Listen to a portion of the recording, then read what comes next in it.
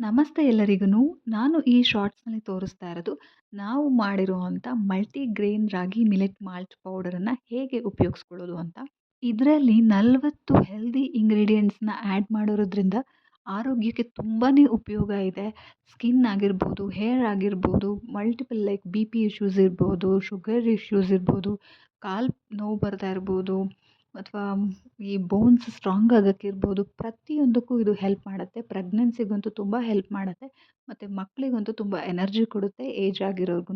So ಇದು ಎಲ್ಲ ಏಜ್‌ನವ್ರಿಗೂ ಬೇಕಾಗಿರುವಂಥ, ಅವಶ್ಯ ಇರುವಂಥ ಪ್ರೋಟೀನ್ ಅಂತ ಹೇಳ್ಬೋದು. ಬರೀ ಪ್ರೋಟೀನ್ ಅಲ್ಲ, ನಿಮಗೆ ಪ್ರತಿಯೊಂದು ಇದರಿಂದ ಸಿಗುತ್ತೆ.